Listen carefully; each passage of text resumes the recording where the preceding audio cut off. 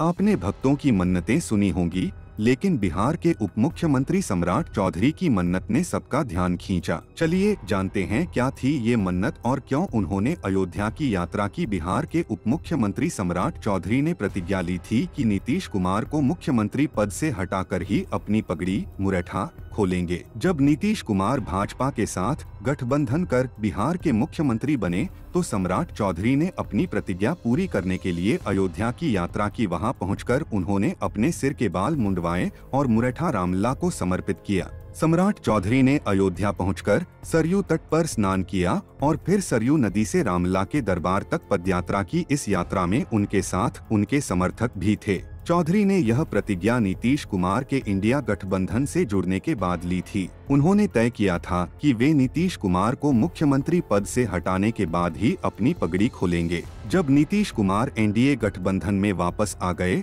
और 28 जनवरी को शपथ ली, तब सम्राट चौधरी ने अयोध्या जाकर अपनी मुरेठा रामलला को समर्पित की। भगवान राम के चरणों में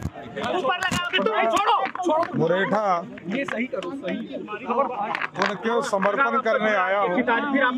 और पिछले 2 साल से हम लोग लगातार बिहार में एक अभियान चलाकर इंडी गठबंधन के सरकार को हटाना था और आदरणीय नीतीश कुमार जी ने 28 जनवरी को वो गठबंधन छोड़कर हमारे साथ मुख्यमंत्री हुए और हम लोग मुख्यमंत्री बनाने के बाद ये हम लोगों ने तय किया कि अयोध्या जाकर प्रभु श्री राम के चरणों में इसको समर्पित करने का काम करूंगा। धन्यवाद। कोई ऐसी बातें नहीं बची, संदेश देंगे बिहार के विपक्ष को? एकदम कोई ये यदि सोच रहा है तो अत्यंत दुर्भाग्यपूर्ण है।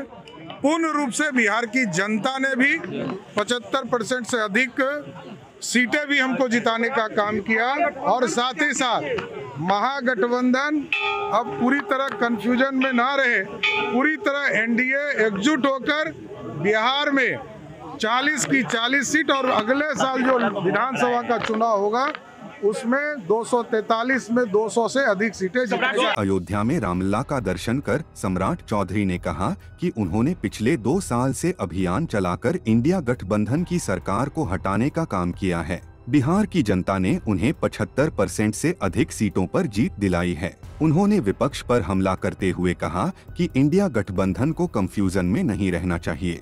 एनडीए अगली बार बिहार में एकजुट होकर 40 में से 40 सीटें जीतेगी और विधानसभा चुनाव में 243 में से 200 से ज्यादा सीटें हासिल करेगी। लोकल 18 के लिए अयोध्या से सर्वेश श्रीवास्तव की रिपोर्ट।